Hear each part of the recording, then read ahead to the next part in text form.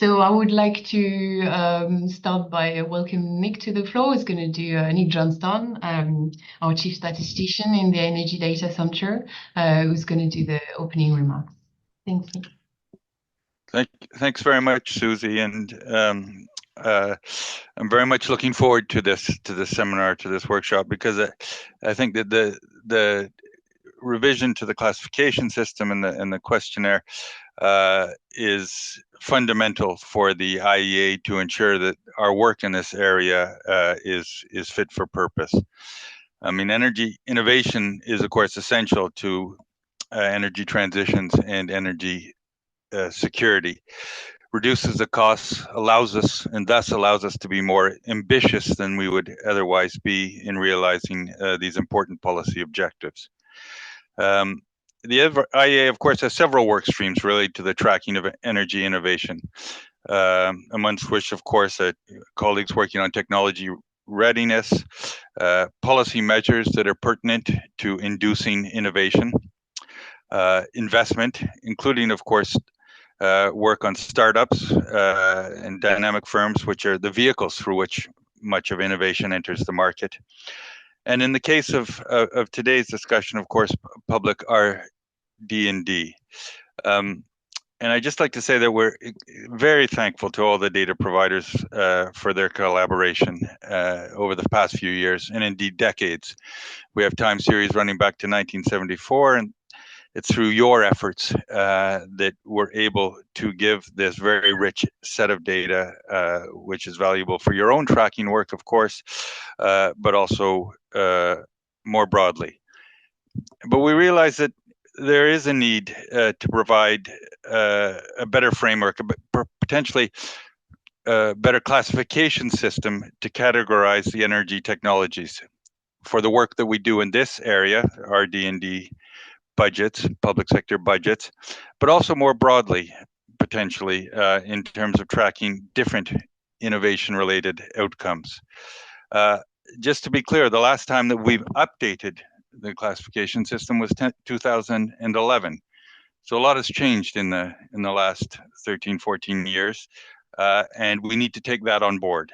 And so that has been the primary motivation for this project. It's a product of a collaboration from different areas, both within the agency and outside, amongst which, of course, I'd particularly like to thank those listening in today, participating today, for their help in helping us guide in guiding this work as we take it forward. I want to emphasize also that what we're proposing today is not final, and hence the workshop. It will be subject to change, and we welcome feedback. We're soliciting that feedback, of course, today, but subsequent to this meeting, any thoughts that you and colleagues may have would, of course, be very welcome as we iterate towards what we hope will be a final classification system in the next few months. So thank you very much for your participation and for all the feedback that you provided in the past, and for any guidance you can provide in the future going forward. Thanks. Thank you very much.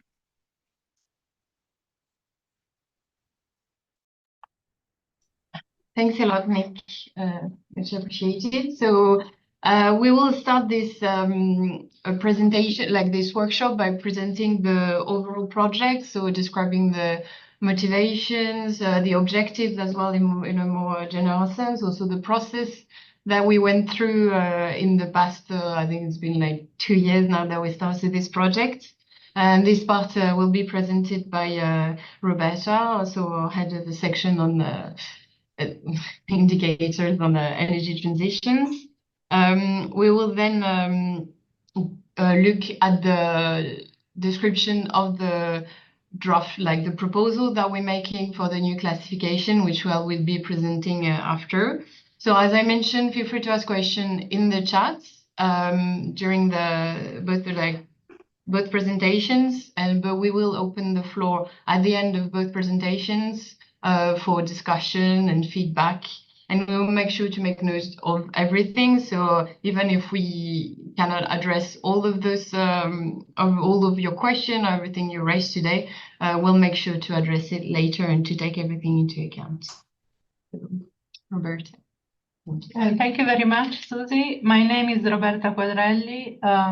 Yes, I work with Nick in the Energy Data Center, and it's really a pleasure today to convene this discussion with all the key people that are helping our work on RD&D and broader innovation tracking.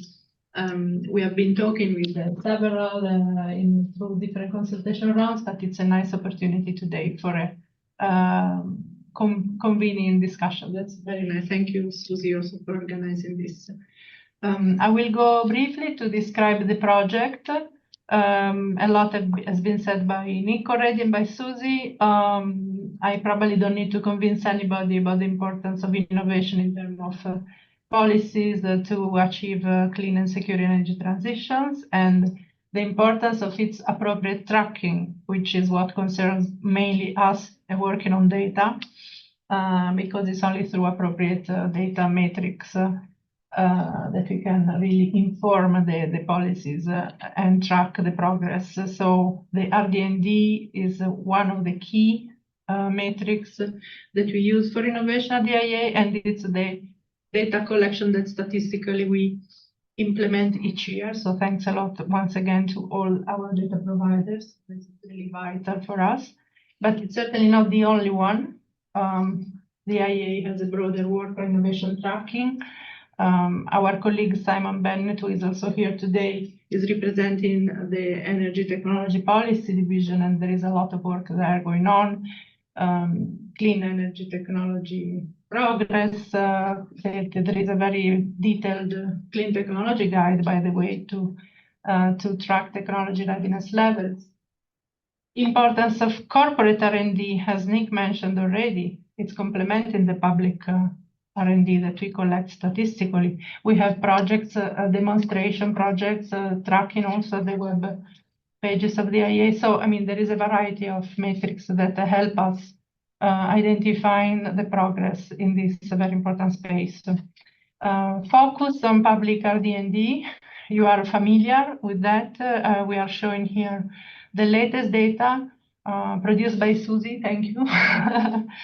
The trends up to 2023. These were published in May. The next release will be in October. And this is a long-time series because there is a lot of tracking going on at each country level in our members, and recently also beyond our members. We use the standardized questionnaire, and that's clearly very important. And we separate R&D and demonstration in terms of phases, and we also try to separate the funding institution between government and state-owned. The key part that we'll discuss today is really about the technology categories. So currently we have these 8 categories. As you see from the colors in the graphs, one example is energy efficiency, renewables, nuclear. And you immediately see also that there is a lot of cross-cutting, which is red, that appears stronger and stronger over time. And this is one of the main issues actually we are having in the data quality in this area of work. So that's a bit of a background. Nick explained very well why we need a real comprehensive classification. Long time this was not updated. Technology landscape has been evolving, but also we want to be sure that we are comprehensive because some technologies now are currently missing. We want to be sure that we capture the disaggregation needed, so the fine really level of technology categorization. And we want to be sure that we have a classification that is comparable with other areas of work, that is wide. And based on that, clearly, we are adapting the questionnaire for RD&D. Not only the questionnaire, in fact, but also its guidance, because the guidance is helping all our data providers and may also the data users to understand better the database. And we also realize from feedback that this is something that requires further clarifications. It is part of our work. But clearly the key motivation is to keep the relevance of the data collection to reflect the real current and future innovation landscape in a better way. At the same time, trying to avoid this overuse of cross-cutting or unallocated, because I think we have 50% at the third category level of unallocated technology, and clearly this is a bit of a problem, as I mentioned before. One other area that we wanted to clarify better is this conflict between the technology versus the end user sector approaches that are both used in the classification currently. For example, end uses like efficiency, industry, transport, building, versus other categories that are really technology based, like, for example, renewables. So this needs to be at the minimum assessed and clarified. Our objectives will be therefore to ensure that we better feed user expectations. We capture the technologies at best. We facilitate at the same time the work of data providers, because we need to be very clear where each category, which technology falls into, so improving this aspect. And at the same time, feasibility is, of course, a criteria, because we want to be sure that we have continuity in the time series. What have we done so far? A lot of work. Thanks, Susie. Susie got a lot of work in addition to her normal workload. So we started already, because we know from feedback over the years that things could have been improved. So we started with an internal analysis, and this is 3 years ago. We started to map categories related to innovation in different aspects, and for example, the Clean Technology Guide of the IEA is one, but also patents is another one. And so this was already for us a good atlas of a good assessment of where the gaps are, where the alignments are not clear. So it was very good analysis work. And then after that, we implemented a few consultation rounds, primarily with data providers, to know also how the issues at country level are, what is complex in terms of allocation from programs to categories, what is missing, etc. And then we also had the consultation with the several experts on different technology fields. I would like to thank Simon in particular for this part of the input, but a lot of other colleagues from different technology areas. And at the same time, we are here discussing with you today, so it's important to understand that we really want to bridge providers of data and users of data, so that we understand each other and we are kind of finding the best compromise forward. So today we'll discuss the proposal for the proposed classification, and Susie will give a very deep explanation of the key parts. Just to clarify in terms of process, the next steps. First of all, the webinar itself today, it's an opportunity for starting to pose questions, especially if things are not clear. You receive the paper, so you can already provide the feedback, but we'll accept feedback for a few weeks further, because we want to present a sort of updated classification at the next Committee on Energy Research and Technology at the IEA. Some of you will take part to that conversation. If not, it's delegates from your governments or countries, and this is in October. And then we'll have a new questionnaire and manual for RD&D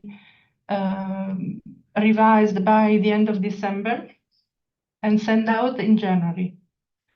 Together with the old one, because we want to facilitate the life of data providers. So if you feel like you want to keep the old data collection for the next cycle, you can submit the old. However, it's important for us during this cycle to understand more practical feedback from you, both on the questionnaire and on the manual.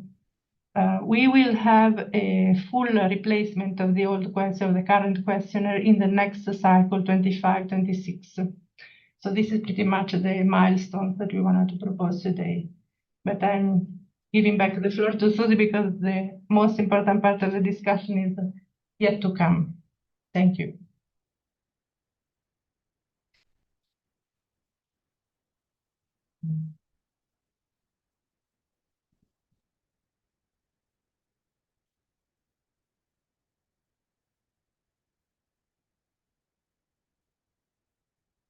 Thank you, Roberta. So now we'll get into more than like the thick of it. So I will try to not bore you too much.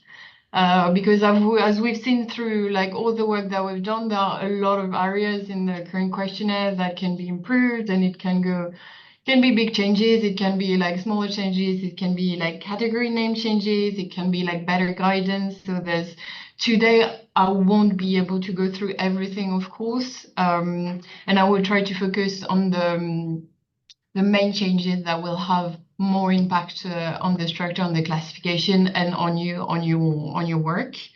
So I'll start by describing a little bit the criteria that we base this work on, this like new classification, which is very much based on the questionnaire, of course. And what basis we use for like the overall structure, as Roberta mentioned before, with this like sector versus technology structure. I'll show you like the type of changes that we put in place and go through some of the key changes.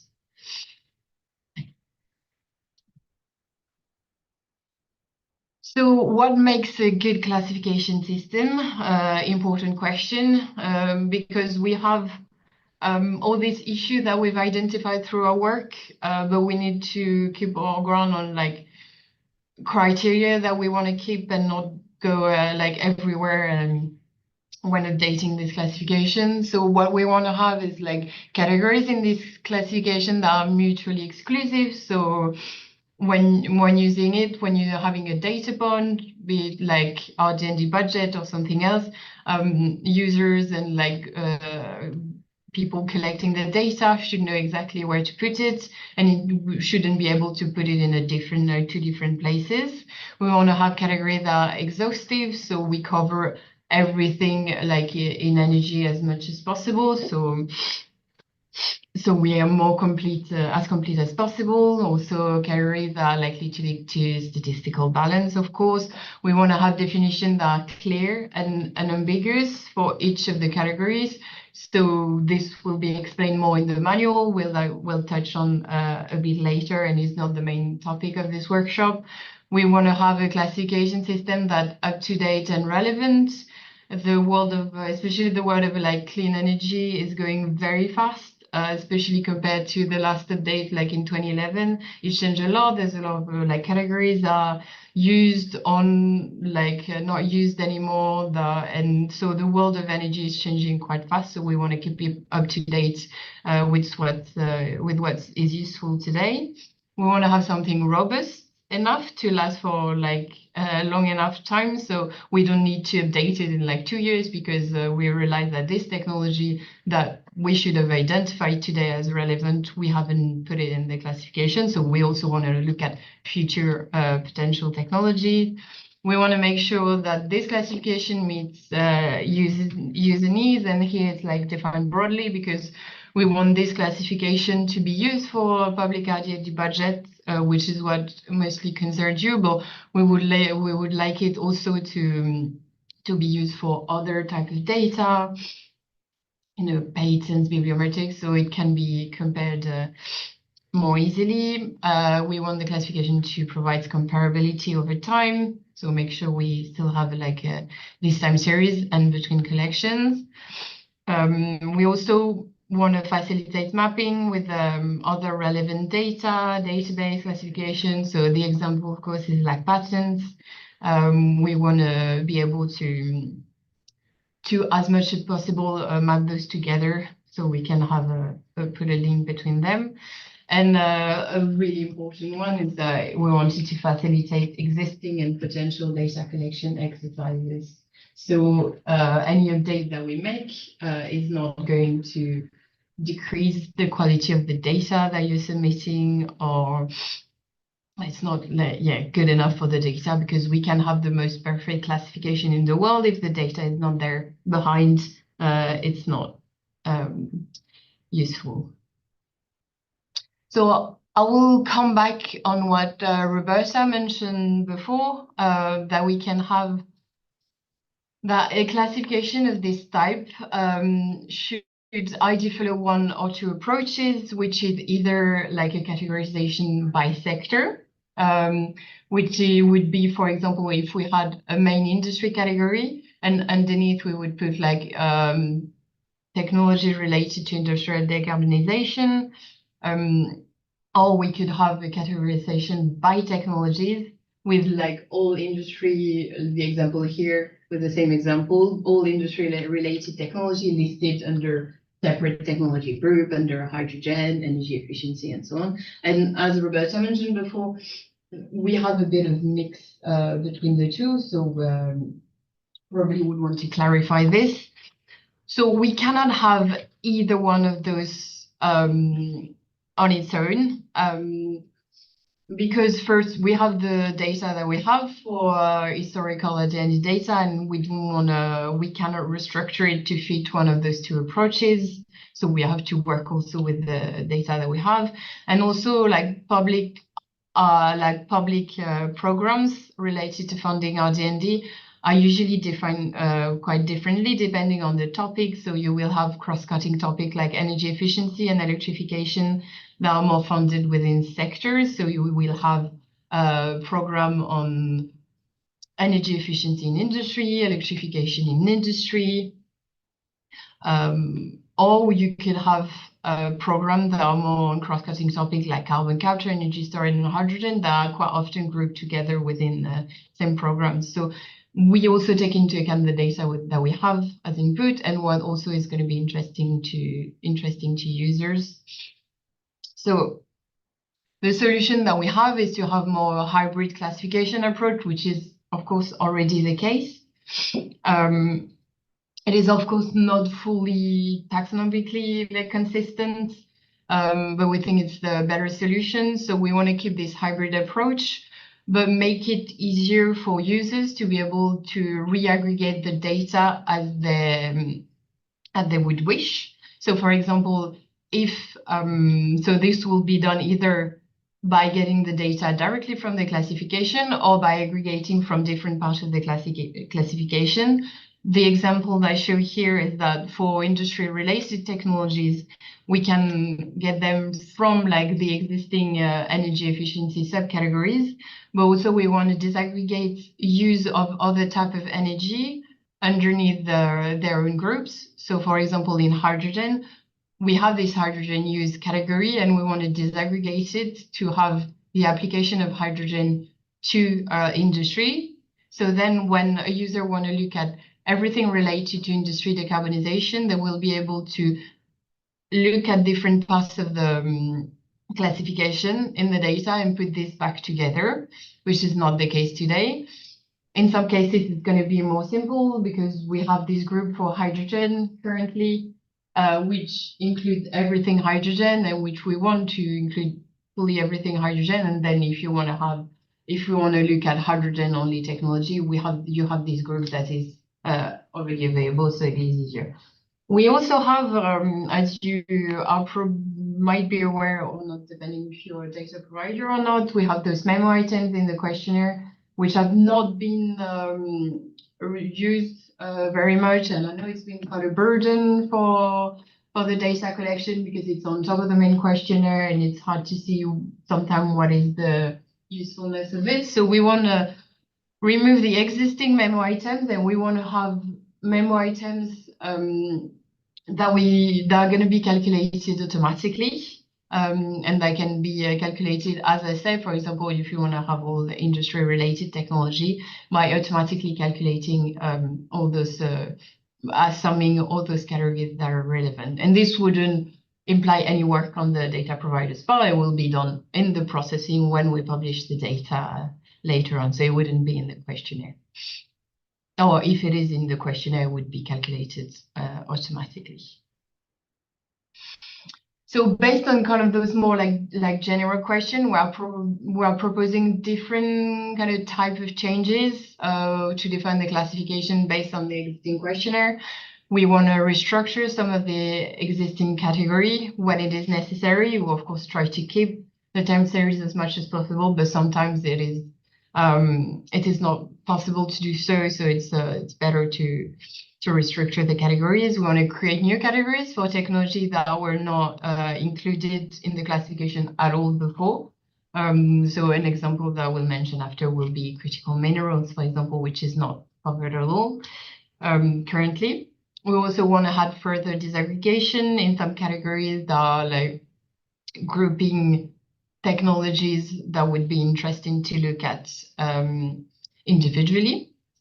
Also some smaller changes that are more in terms of like taxonomy. We'll be renaming like the other categories that not elsewhere classified because it's more systematically used in the other classifications. And we'll also be removing those unallocated categories from the classification.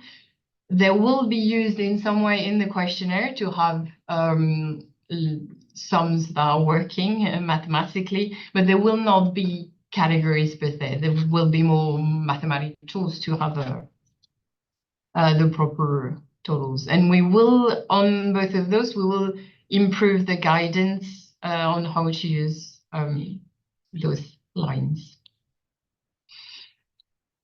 I want to mention as well, so this is not the topic of this presentation because it's also like big work in itself, and it will be based on what we discussed today, is that a lot of the issues we've identified, a lot of the problems that we have are because we do not give good enough guidance to both the like data provider on how to fill in the data and also to users in like the description of the categories. So we really want to improve this IEA Guide to Reporting and IEA RD&D Budget Expenditure Statistics, which we usually call the RD&D manual because it's easier. A lot of the work will be done by revising this manual.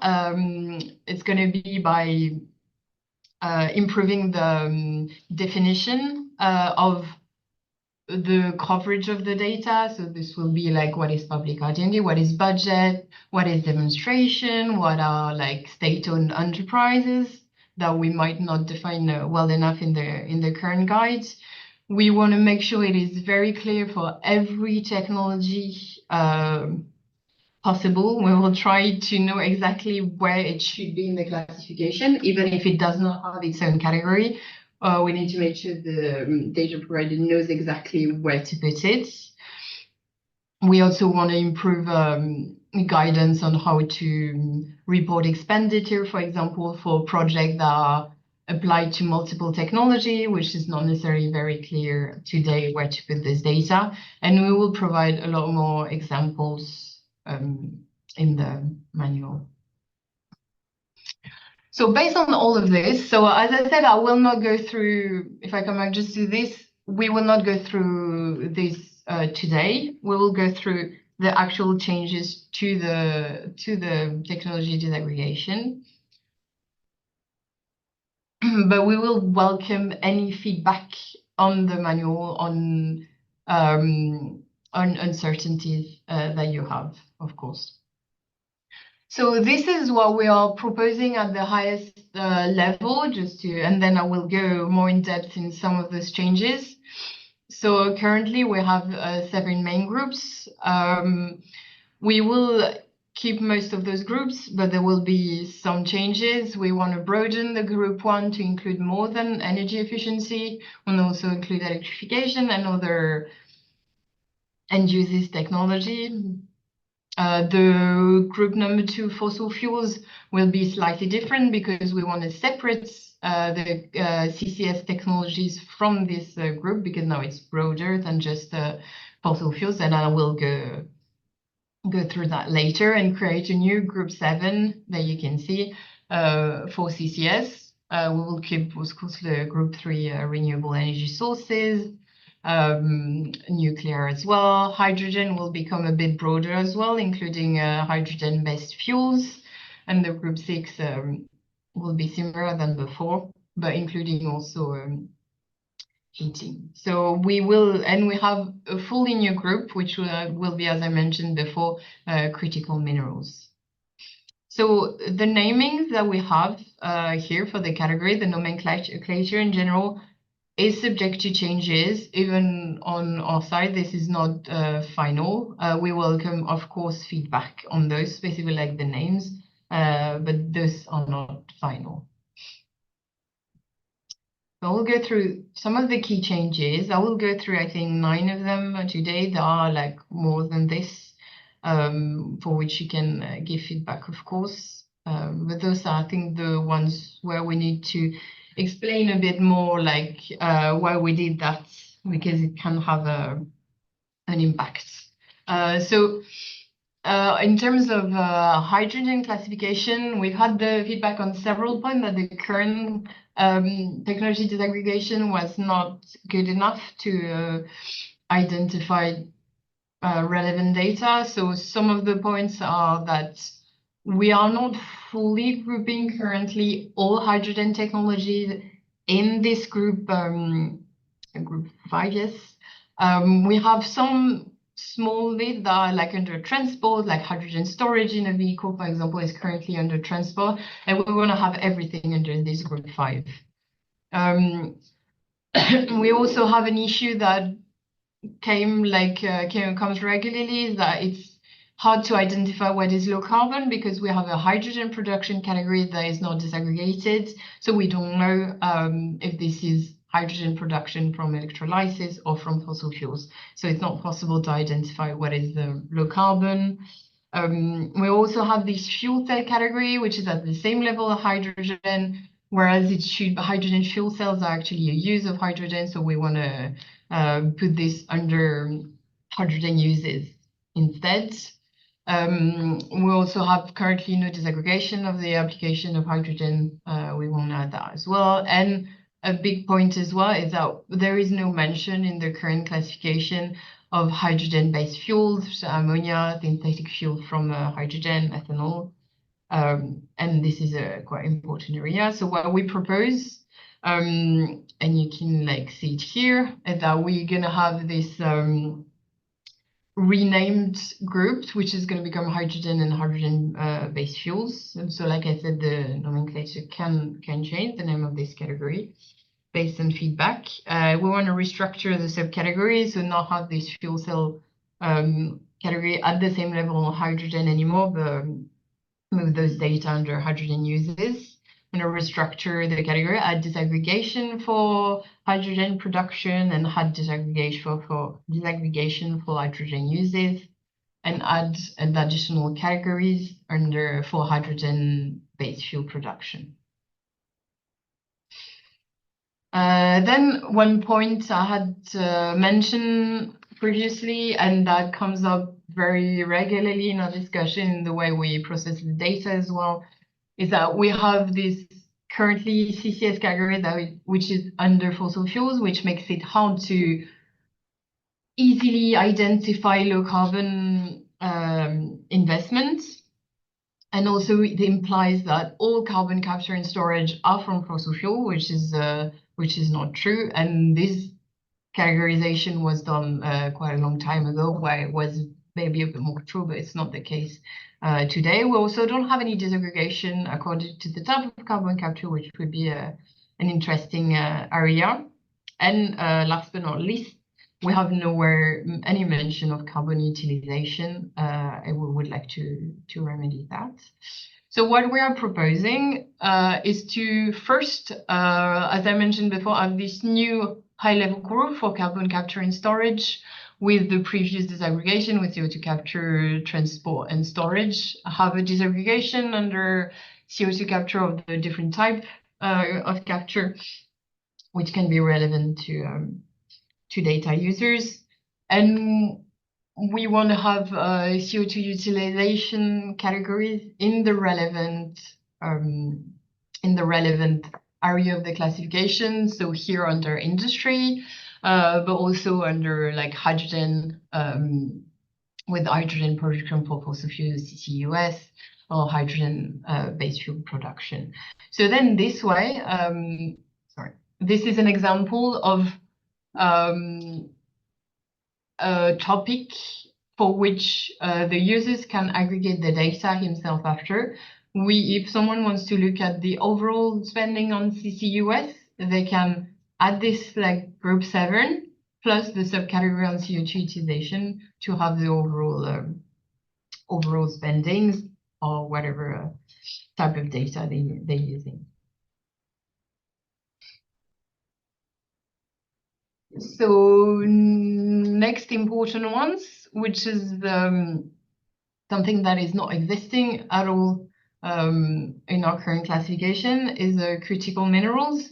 We know it's a very important topic today in the energy, seeing how much it is used in a lot of energy sectors. So obviously renewables, batteries.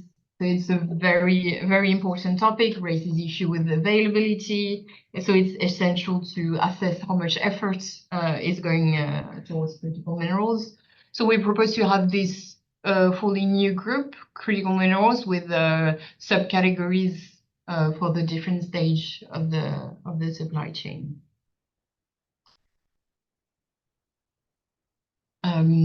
Next, we have the current industry segregation, which has caused issue for us to identify.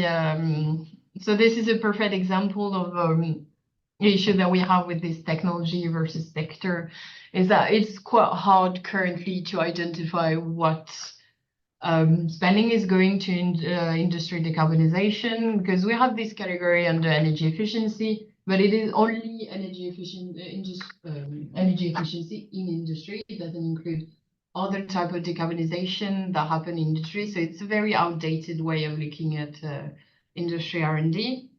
For example, it's missing electrification, which is a big topic, or excuse me, or fuel switching or feedstock.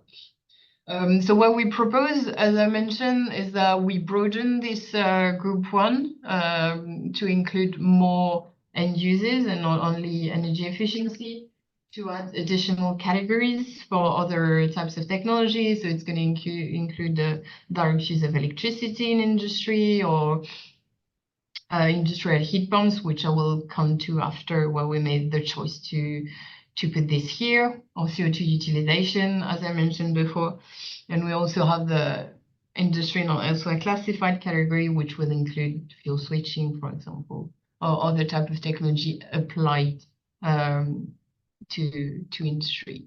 But we will have industry category, industry related categories that will be present, as you've seen, for example, under hydrogen, or under application for in renewables, because we want to keep those grouped together, renewables and hydrogen. So this is another example of a topic for which the users might need to aggregate from different parts of the classification. We also have an important topic, which doesn't imply a big change in the structure, but which is quite important, is that currently we have this category for on-road vehicles, category for off-road transport that groups everything, everything else that's off-road. But we know that today a lot of the research is really done by sectors. So it's going to be R&D in aviation decarbonization, shipping decarbonization, rail decarbonization. It's very rarely grouped together.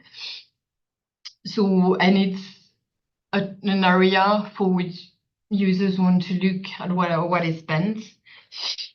Excuse me.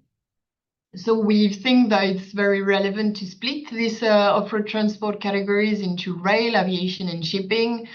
We still have this transport not elsewhere classified category, which would include other type of transports. So then we can identify data going to those specifically. And we're also going to rename we would also like to rename the first group to road transports. In this energy efficiency category, which, I mean, you see that most of our issues are coming from this first group, which is slightly different from the other, which has caused the issues, more issues than other groups.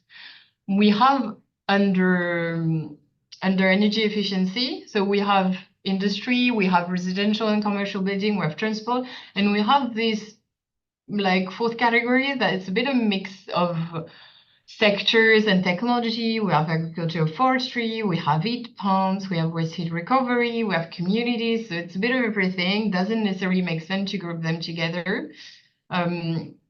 We also have this heat pump category, which, as we've seen, usually heat pump research is done by either buildings or industrial, so it would make sense to have it separate. So what we propose is to fully remove this other energy efficiency category, keeping those subcategories that were underneath and raise them a level. So for the one that we keep, it's going to be agriculture and forestry and waste heat recovery and utilization. We propose to remove the communities category because it doesn't necessarily make sense to what is done today, and reallocate the technology that were allocated to communities. For example, public transport will go under the transports group category, and like district heating would go in group 6. We also propose to move heat pumps out of this area and actually have heat pumps subcategories under industry residential, because we think it makes more sense in terms of what is done in terms of research. Of course, if you think if you have feedback on this and do not agree, we are happy to receive this feedback. Next, we have this biofuel category under renewables, which might be a bit outdated. First, in the naming that we're using, biofuels, for example, is not necessarily the term that is used mostly today. Also, the subcategories underneath are not necessarily aligned with what language we use today. The disaggregation is not necessarily consistent. So, for example, we'll have, if I show here, we're going to have under production of liquid biofuel, we're going to have the type of substitutes that substitute gasoline or diesel, and then we're going to have a biofuel, which actually concern like the feedstock they use to produce the biofuel. And also in the application, we only have this application for heat and electricity category, and we think that there are other uses that would be worth mentioning. So we propose to update a bit then all of the namings. First of all, to call this category bioenergy instead, to update the liquid biofuel production categories with ethanol production, biodiesel, renewables, and biojet fuel production, and other type of biofuel under like the not elsewhere classified category, which we could, of course, disaggregate if we think there are other types of biofuel that should be identified. We also add a disaggregation under this kind of new category, bioenergy uses, where we still have the application for heat and electricity, but also includes for example, we don't have any synthetic fuel production mentioned apart from fossil fuel in the current classification, and we want to have somewhere synthetic fuel based on biomass. So we think this could be a good area to put this technology. Also have biorefining or application for transport. Maybe the final big technology topic is going to be on nuclear, so both fission and fusion, but we've had more issue with the fission parts of the group for nuclear fission and fusion. We've had the feedback regularly that it didn't really correspond to the current technology landscape, and especially like the reactor part of the classification, which I will look at here. The current reactor design are not in the classification, and also it's an area where there's a lot of R&D done today is a small modular reactor, which is absent from the classification. So it is a bit hard to read in a sense. You can have a look in the report as well if you want to see the detail. But basically what we're doing for the reactor is that we want to, instead of having this previous classification, which is not necessarily very useful and not corresponding to what's done today, we want to update the reactor's classification. So this is based on feedback that we received from the International Atomic Energy Agency and also the Nuclear Energy Agency under the OECD. to have a classification that's split first in terms of sizes, so we can identify small reactors R&D and large reactor R&D and separate them, and then split by type of coolants.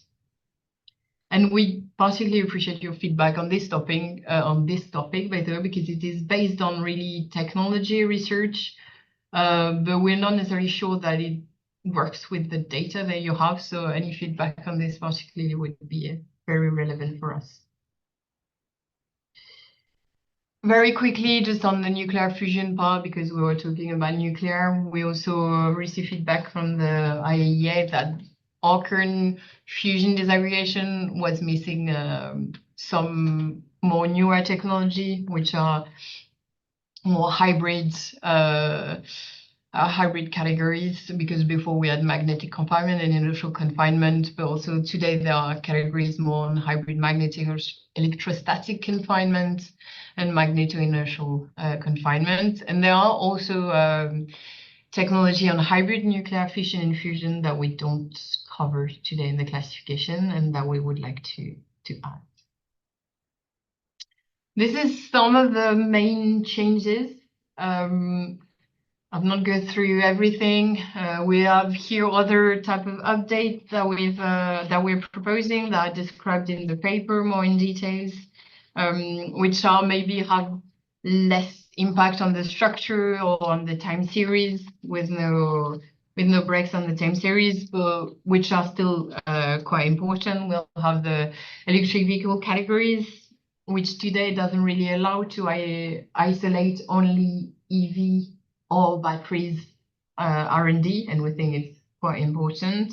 So there's some small changes to isolate vehicle batteries, isolate anything to do with EV, so it can be reaggregated under the transport category.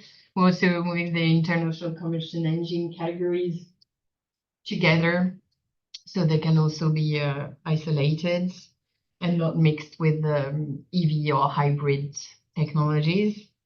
We're also adding disaggregation to the solar photovoltaic category, which could make sense in terms of user needs. We're also adding disaggregation for the wind energy technology, and especially for the offshore wind technology, adding a sub-disaggregation for floating or fixed bottom offshore wind energy. And we're also moving a little bit around the energy storage technology to be, as I mentioned before, to be able to isolate only battery technology, because currently it is a little bit mixed with other like electrochemical storage, which doesn't allow to identify only batteries. Yes, that is most of what we want to talk about today. There's, of course, like I mentioned, a lot of issues that we identified will be solved by improving the guidance, improving the description, and letting everyone know where to exactly put each technologies. But we welcome feedback on, of course, what we propose in terms of technologies, or anything that you think would need more guidance, obviously. So we welcome feedback, particularly on areas that are not covered because you have the data and you don't see where you should put it. So it might be because we need to improve the description, but also we might need a new category for this. Of course, lack of clarity so on where to allocate some of the categories and the category namings, which is subject to change, but we would welcome feedback. The usual email address where you can contact us and provide us feedback, but we will send the recording of this workshop and the presentation, so you'll be able to also reply to this to provide any feedback. And as Roberta mentioned, we will receive feedback on this specifically until the end of September, so we can come up with a proposal. But over the next data cycle, this will be also for you a way to identify issues with what we're proposing that you might not have noticed here because you might not be collecting the data, and you might identify later when collecting the data that this is not this is not present or this is not working. So the final classification would be for the next cycle, so next year, 2025. So yeah, feel free to give any feedback, ask any questions. We will make notes of all of these, even if we cannot answer everything. We'll make sure to know everything. So I see that Ji-Young, you already have your hand. So go ahead, Ji-Young, if you have a question.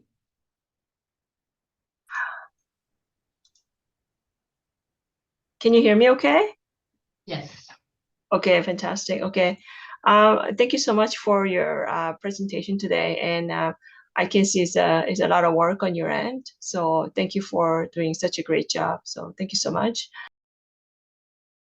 So I want to give you a bit of feedback, not particularly on the tech classification, even though we are currently looking into your updates, and we will be getting back to you with our comments. But more on the timelines. So first of all, you gave us it by the end of September on the comments on the draft. I was wondering if we could extend it because for Canada, we have a lot of people involved in it. So there'll be a lot of back and forth with our colleagues to make sure that they understand what's required. And so I don't like not for too long though. I'm thinking maybe just extend it by a couple more weeks, you know. So we are looking into perhaps mid to end of sort of end of October per se. So that's just my suggestion so that we can actually collect constructive feedback from our colleagues within. So that's my suggestion.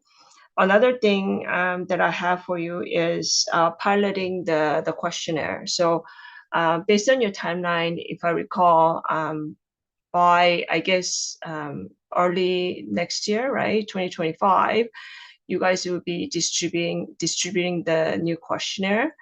Now, for us, I think the best way to know how this works will be actually for us using it.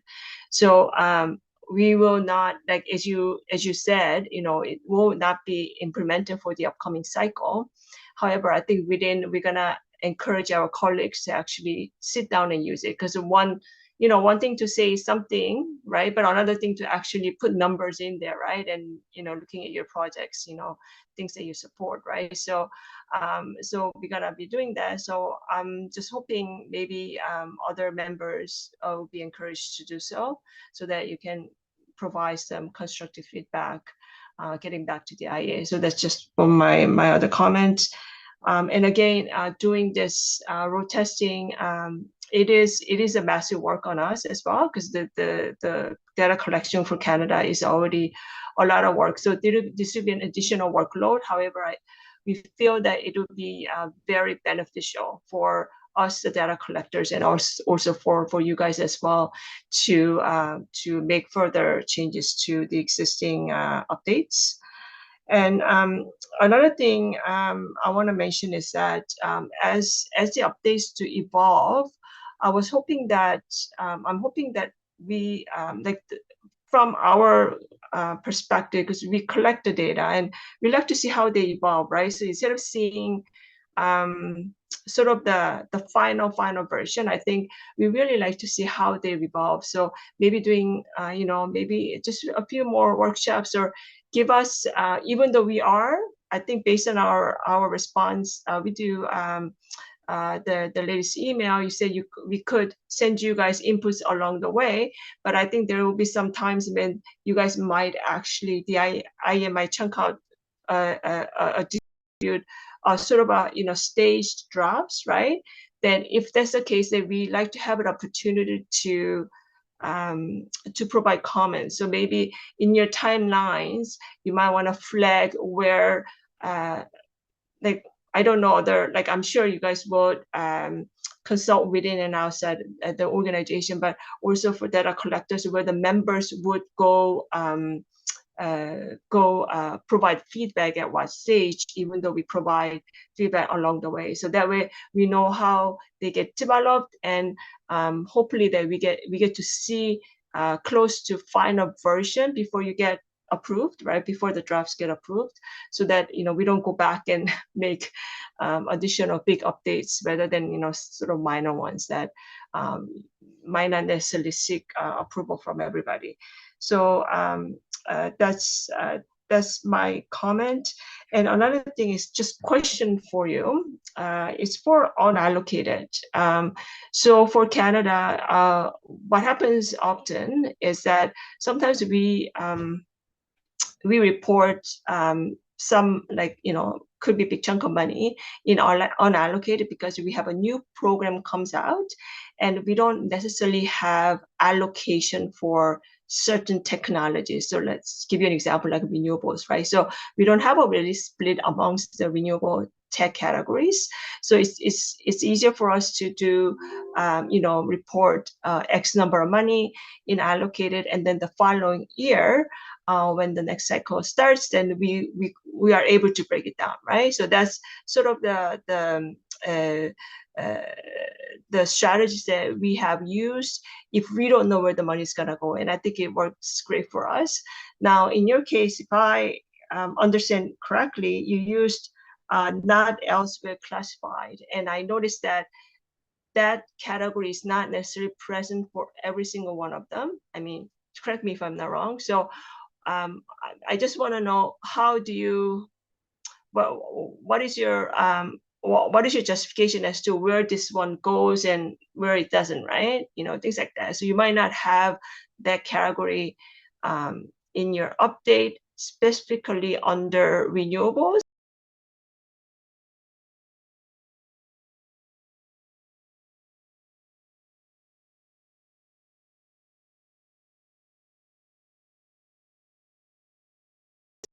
Just want to know, how do you place not elsewhere classified, and what's your justification around that? Thanks. I will start by the last question, just because it's quite technical. So we want to remove this unallocated category from the classification itself, because it doesn't correspond to technology. It corresponds to, what it means is that you have this data, which is a big project, which could be renewable, so you don't know more than this. So in here, you basically want to allocate it to renewable energy sources, but because of the way the questionnaire is done, we want to have everything that is summing up, so it makes sense. But in the questionnaire itself, we will still have a line for this unallocated category to allocate data which concern the higher level of technology, which has subcategories, but for which you only know this higher level. And you will have a line to input this data, so the sum makes sense. It's just that in the classification itself, because it's a technology classification, unallocated doesn't make sense in terms of technology, but it will be in the questionnaire. And we will explain it much better in the manual on how to use it. So don't worry, you will have this. And this not elsewhere classified categories correspond to other, the previous other categories, which are just technology that are not mentioned in the other subcategories. So you will have option to for on the feedback on the timeline. So to ask to extend the deadline, if you want to have or like 2 more weeks to provide feedback, it will of course be okay. This is not a problem. It's just that we need to, like, of course, put a date so it doesn't. So we are able to integrate all of this feedback by the time we come to December, January, and we have to give the draft to you. And it's also because we will in parallel start the work on updating the manual, and it will be based on what we decide in terms of classification. It will of course evolve if we make any changes. So we need to have some form of like draft classification before we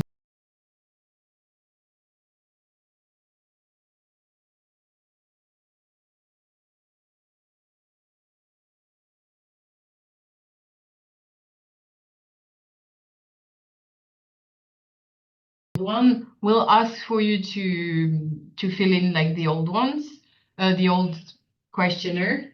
But we'll also ask to have the if I mean, of course, it's double the work, so I don't expect that you like that countries are gonna send both questionnaire completely filled. But I agree that we will encourage the countries to sit down with the questionnaire and look at to sit down with the questionnaire and look at the classification and say like there's an issue or is there like to put themselves in the position where they would have to fill in this new questionnaire and see where there are issues with it.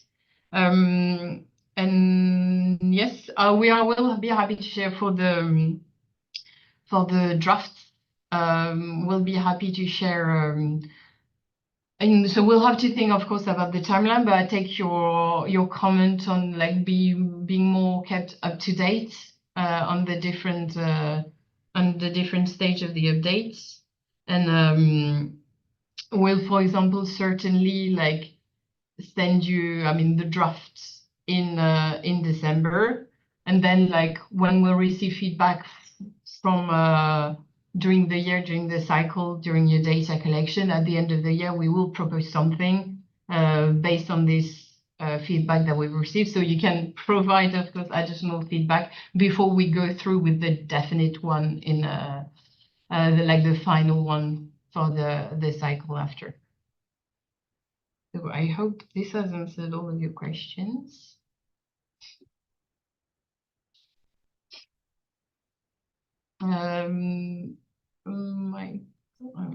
Hi, Susie. Can I just follow up?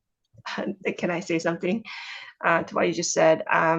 So when I mentioned, I just want to make some clarification on the piloting of the new questionnaire that's coming out early next year. I don't mean us reporting it and submit back to you, right? So what I meant was we're gonna use within the respondents, my colleagues, and I'm gonna ask them to use it and get back to me with their comments. That's what I meant. So I don't think we'll be in a position to fill out the new questionnaire and submit to the IEA along with our sort of current questionnaire right now. So there'll be too much work. And I foresee that not all of our colleagues will be willing to actually do the work twice, right? So I just want to make that clear. Another thing is when I mentioned about the us reviewing your updates as the updates evolve, that also includes the definitions, because I see the classification, but we don't actually see your definitions, as I'm assuming that your manual would also change accordingly, right? So it's also important for us to see the definitions as well as the new classification.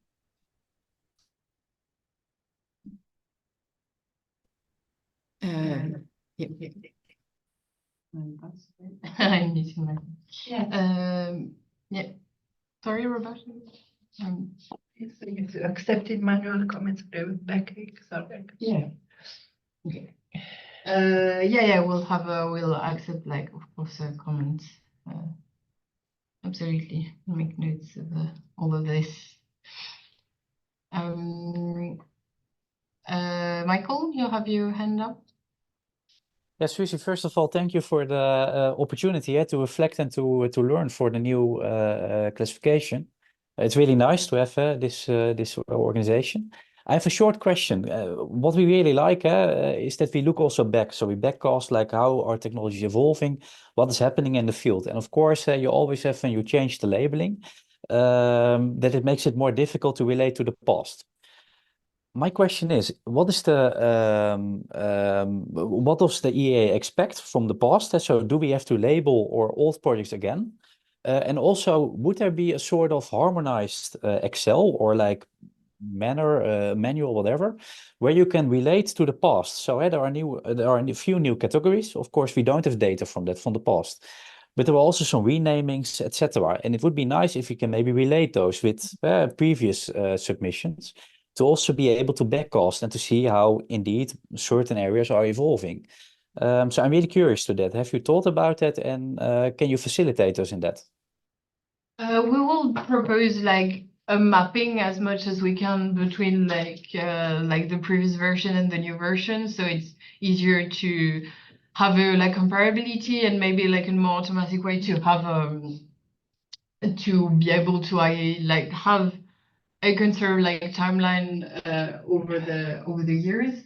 There will be some areas where there will be some like small break, and we think it's still worth like doing the updates for this. But we will provide like for you like an Excel, and even on like when we publish the data, we will add mapping as much as possible to support this work.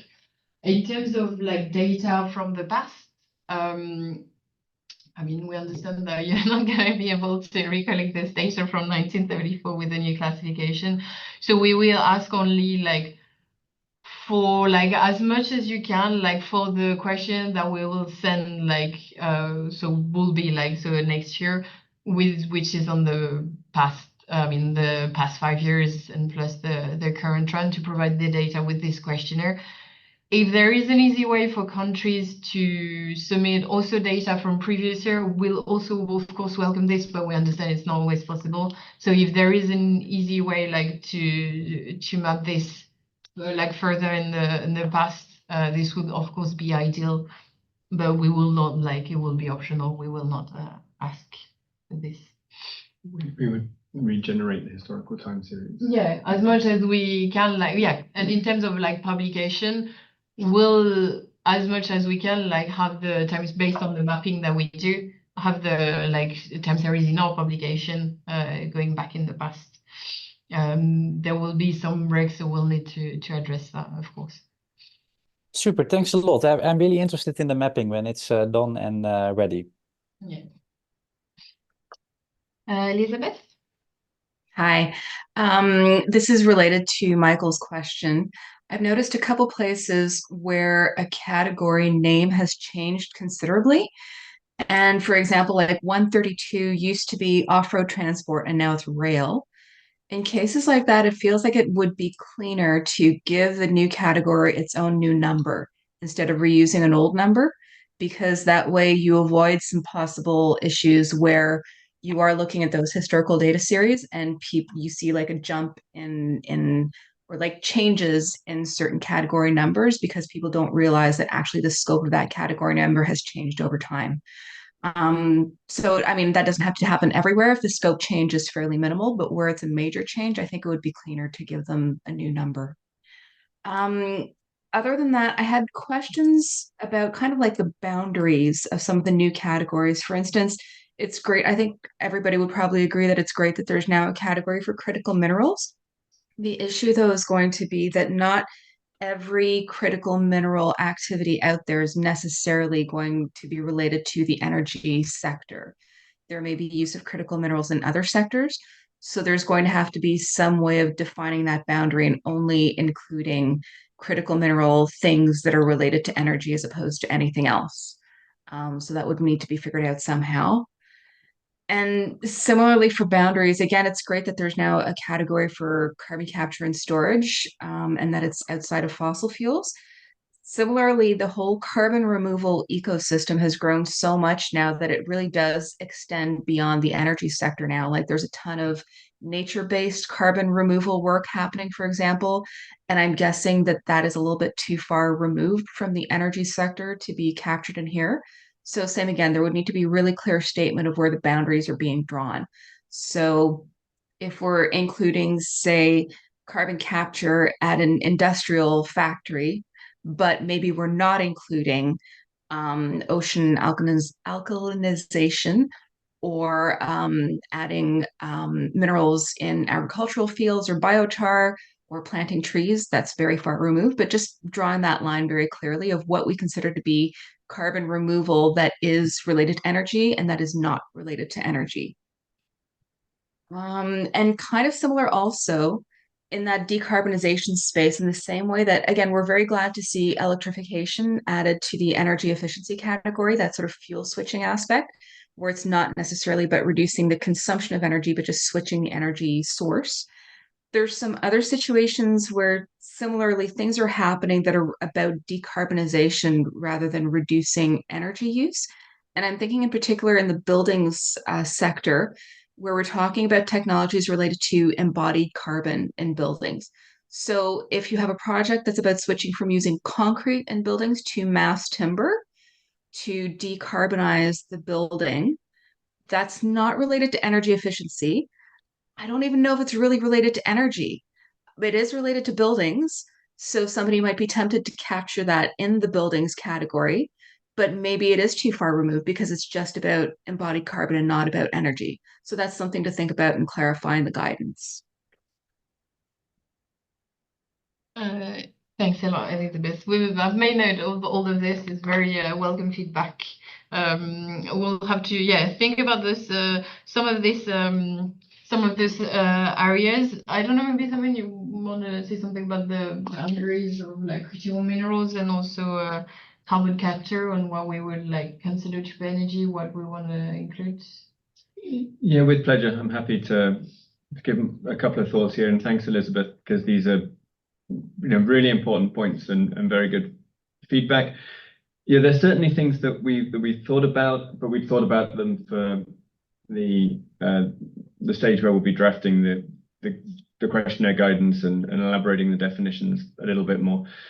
The IEA has a work stream on critical minerals that defines the minerals that we think are relevant to the energy transition, those that we track and that extends probably to things like copper that are a little bit outside of the battery and the rare earth space, but not too far outside what most people would consider to be things where the demand in the future is potentially going to be mostly from the energy sector. So yeah, I think the definition will indeed need to put some boundaries on those things, and the same with the nature-based solutions around carbon capture, but also use and storage.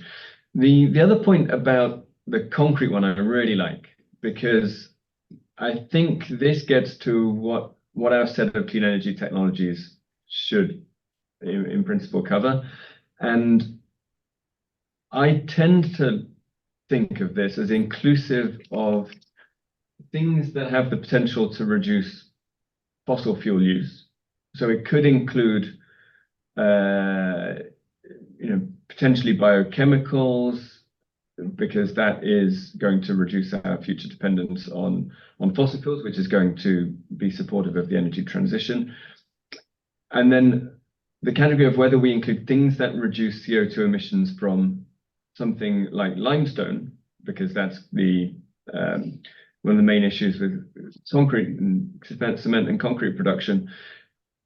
I'm swayed a little bit here by the fact we already do a lot of work on how to make cleaner cement and concrete at the IEA, through the use of CO2 capture and storage, or by switching from limestone to silicate materials or other things. So possibly, creative ways to reduce the use of cement and concrete in the building sector through the use of timber and other things could be within scope. And I think it's within scope of the overall classification. Now, whether it's within scope of the precise data collection that we seek from countries is something where we would appreciate your feedback. Thank you. And we'll make extra clear what the boundaries are in the manual, of course, depending on the feedback as well. So you'll know exactly where to put things. Yes, Elizabeth, go ahead. I didn't want to hog the microphone, but if nobody else has their hand up, I'll just jump in again. I noticed the addition of recycling in a couple. I think the idea of adding recycling, currently it's just being mentioned in the guide. So, for example, if you have a project on recycling of solar panels, you would just include it under solar technologies. Maybe it might not. It's something to think about, is whether it might be worth having a category on recycling, because I feel like some of the recycling is going to be pretty cost cutting, and it is quite closely tied to critical minerals in a sense, in that you may be recovering the same minerals from a lot of different technological things from different categories. But really, the recycling process itself may be kind of cross-cutting in a sense, and what those minerals end up being reused for. It's a thought. I'm not 100% on that, but it's a thought. It's a good comment. It's true that at this stage we have thought about just including recycling, not as their category, like just in each of the topic, just mention it because like currently it's not mentioned everywhere, just mentioning it explicitly in the like descriptions of each technology. So we haven't thought about having like a cross-cutting recycling category, but we could like it's for welcome feedback. We can of course think about it. Sebastian? Yes, thank you. Yes, I followed your discussions, but I did not really get why fuel cells have disappeared. So yeah, this is a topic that is still in discussion. So we want to consider it as use of hydrogen and potentially had a category for like a non-hydrogen fuel cell, but we consider it like a use of hydrogen. But if from the data that we have, you think, because the way we have the categories in our proposed draft is to have more the sectoral application, so then like fuel cell for transport will be under transport and so on. So we wouldn't have a cross-cutting technology like fuel cell category, but if you think this is it should have its own category still, we of course welcome feedback on this, because currently it would be included under other categories. Yes, thank you.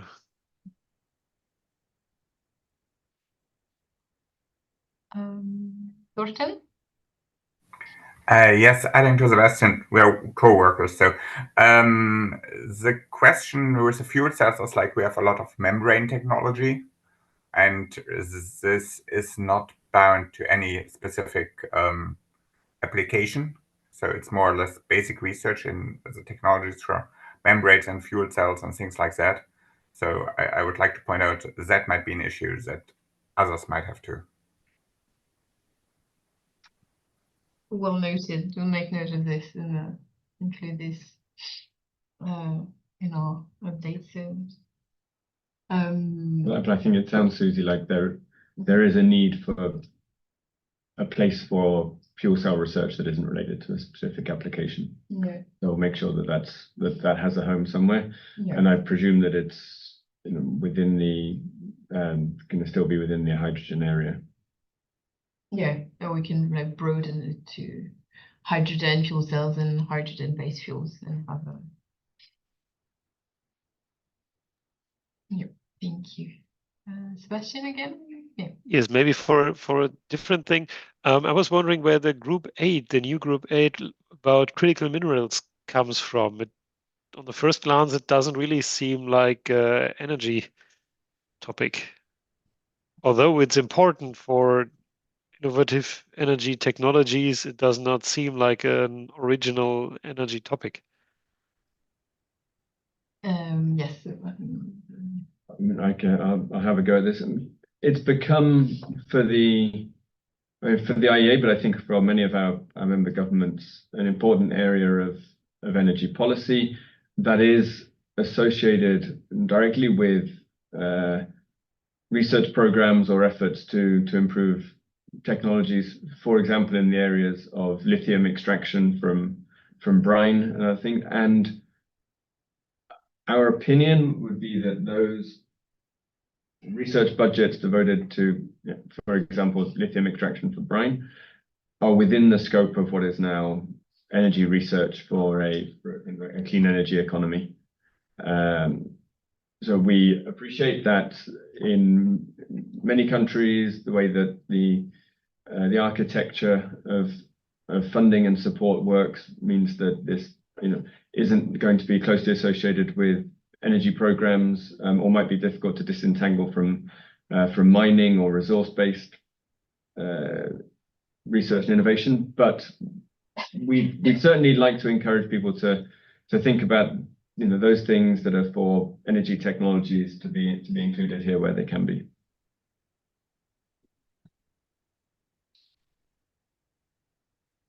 Matthew, if I pronounce it correctly. If not, sorry.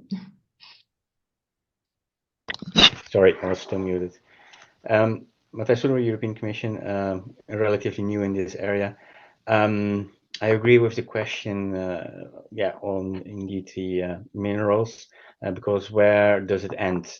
What do we all include? Because also they are not used always for energy purposes. But then it's also, is it about primary resources, secondary? Is the recycling involved? What are you doing on that? It is really a bit expanding the area and also, in fact, to non-energy areas.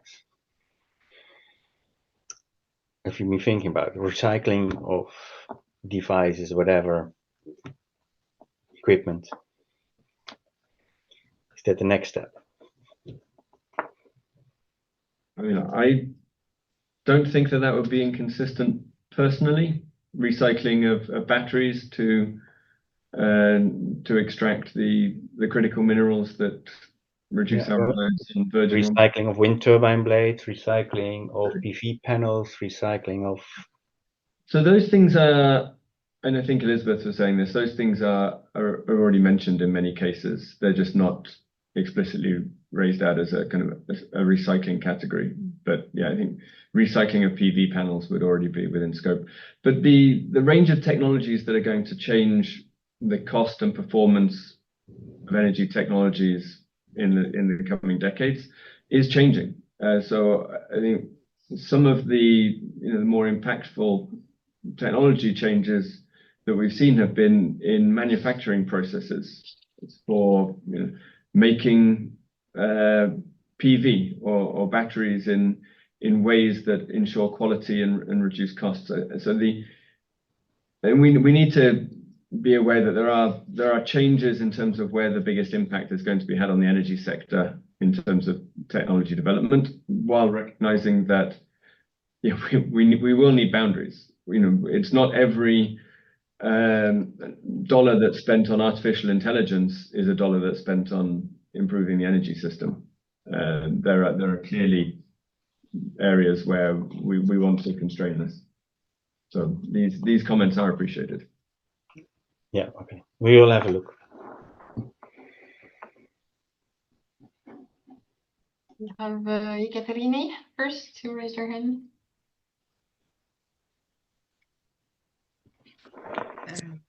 Yes, hello, Ekaterini Mondraki from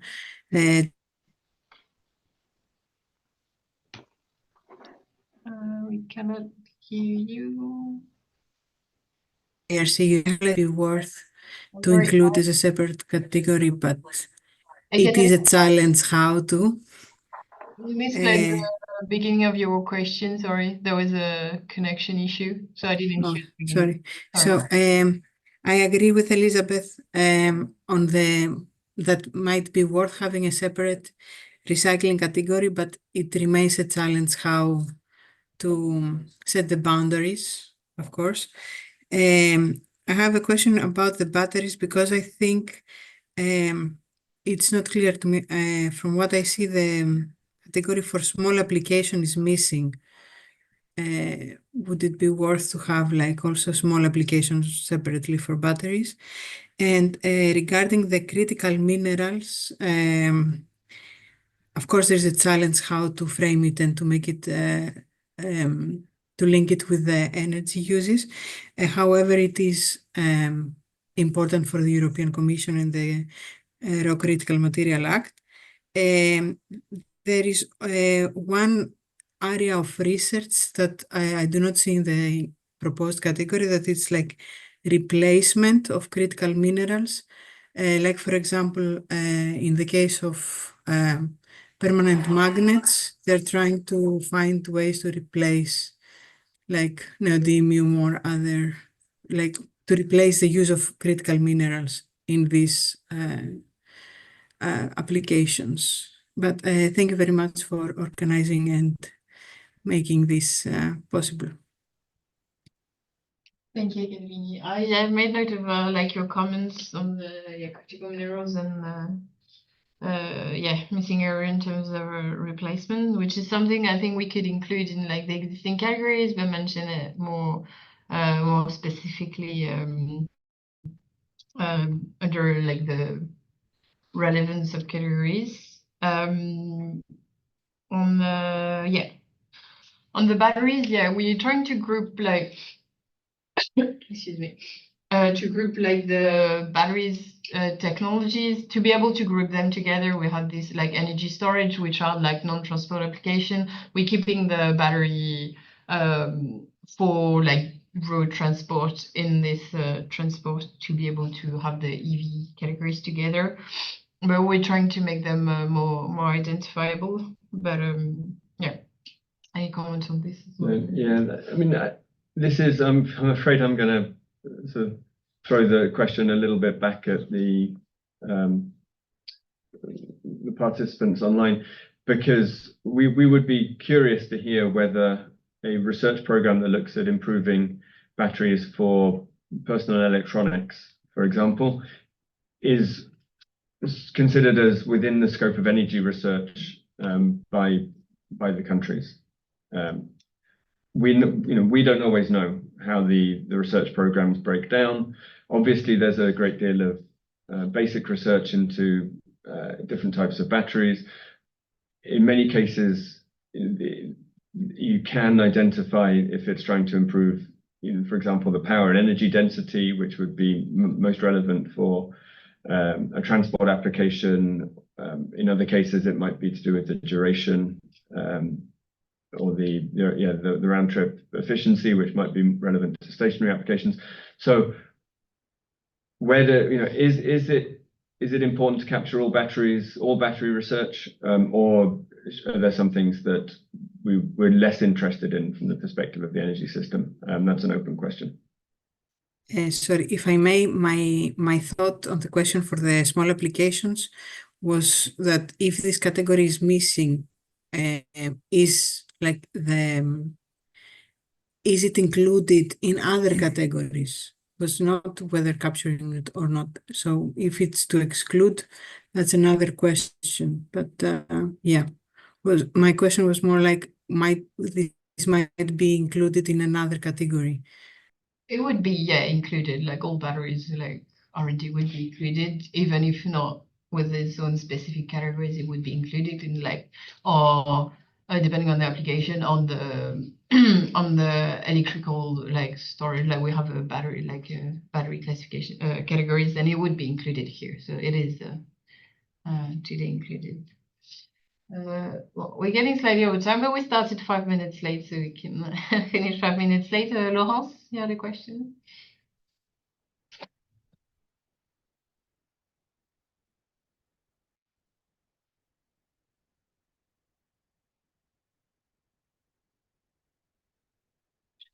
We can't hear you. You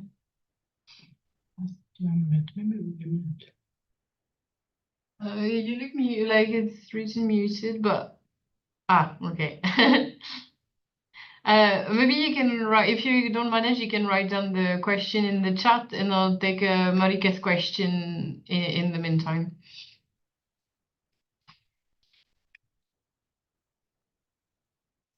Hi, thank you.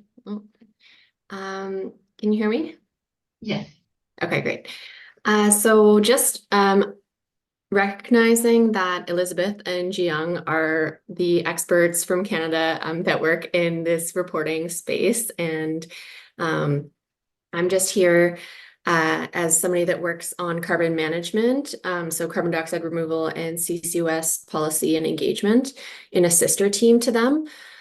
So I was looked in to look at some of the classification proposed around CCUS. And in Canada, we've recently published a carbon management strategy, which deals with CCUS and carbon dioxide removal. And of course, some of those have overlapping areas. And we're seeing, we have specific international collaborations on carbon dioxide removal, like mission innovation, for instance. And we're seeing that internationally, there's not a reliable source of data for government spending on carbon dioxide removal, RD&D specifically. So just wondering if there is an appetite within this piloting project to have a carbon dioxide removal category added and integrated with the CCUS that's already there. Yeah, and I know like there's some scope questions and we would have to do some work to land on categorization and establish definitions. But I think that myself and colleagues would find it helpful if it would be appropriate to do that in this exercise. Yeah, I mean, this is one of the areas that we would like to have a bit more clarity in the classification and have, so we're proposing having these subcategories under carbon capture with direct air capture or carbon removal from bioenergy. So we're trying to include all of those. And if you look at what we're proposing in terms of category, I think there are like areas that are missing. We're very happy to receive feedback on this and to improve if needed. Yeah, I think my question here would be, Monica, we've suggested splitting this by capture and storage, and within capture, we've suggested a new category on direct air capture, which I think can be quite broad in terms of its scope. And then we have any type of CO2 capture associated with bioresources separately. If you have additional things that you think would be included in a carbon dioxide removal category or framework, then please let us know. But we weren't thinking of going into nature-based solutions at the moment. Okay, that's good to know. I will keep it to suggestions on technology enabled. So I think that's, either pure technology like direct air capture or technology and nature-based like hybrid solutions. So like biomass carbon dioxide removal, for instance. Thank you. Thank you, everyone. I don't see any other question. Just some comments, and I will take into. Can I squeeze in one last quick question? I know we're out of time, but if I can squeeze in one last quick question. I had a concern maybe about the potential overlap between 61 heat and power generation versus category 3 renewables. Like I'm not sure where you draw the line between the two. Like presumably you're generating power from renewables generally, right? So I'm not sure why there are two separate categories for that. Sorry, like between the renewable categories and 61 heat and power generation. So do you want me to? Yeah, go ahead. I mean, there has always been a renewables category, and one of our guiding principles here is that we think that people are still interested in tracking what is spent on renewables. And renewables, because the nature of it includes things that generate electricity, things that generate heat, and things that do other things besides. Now, we've remained as faithful as possible to the previous way of categorizing these things because it's better for the time series, and obviously it allows people to easily see what's being spent on renewables. But if the wording is unclear or the classification is unclear with relation to other power generation technologies, then we might need to look at that. Maybe we do need to call it, either generic power generation technologies. So it's the switch gear and the other parts of maybe the turbines, the other parts of power generation that might also be useful in a renewable power plant, or it's things that are more traditionally fossil fuel related without being related to the combustion precisely. But there are. I'll have a look at the current guide and see if maybe it provides guidance on what goes into which, and maybe again, maybe that's something that can be addressed in the updated guide also. Yeah, if anything is not clear, like we will, of course, clarify this. Yeah, I think that's a general comment.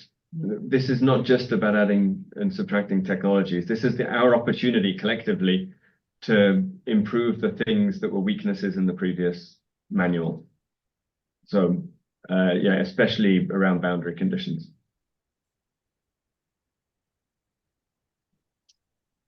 Yeah, so I just see that Laurence, you put your question chat about that you put like the current fossil fuel. Okay, you use the current fossil fuel categories with the CCS together, and to potentially have had a memo item to still be able to group fossil fuel and CCS or CCUS. We can of course look at this. We haven't defined like the memo items yet specifically, but it's like of course something we can do and can look at. But on your side as well, you can recreate the data as you prefer to see as well. So yeah, but bearing in mind that a lot of the energy efficiency technologies that we've always had are about how to use fossil fuels. So the overall, the overall distribution of fossil fuels across the categories is quite broad. I don't see any other questions, so yeah, we'll welcome. I'll come back to you with presentations and the recording of this workshop. Welcome any questions by email right after this if you want, and lay feedback with the document that we sent or the presentation will be welcome. So thanks a lot for the very good discussion that we had. It's very much appreciated. It's like a lot of work that Roberta mentioned. It's very interesting work, and we really want to make these days even more useful than it is, and even more used and even more relevant. So thanks a lot, everyone. Thank you very much. Thank you also. Bye-bye. Thanks, goodbye. Thank you. Thank Bye. you. Thank you. Bye. Bye.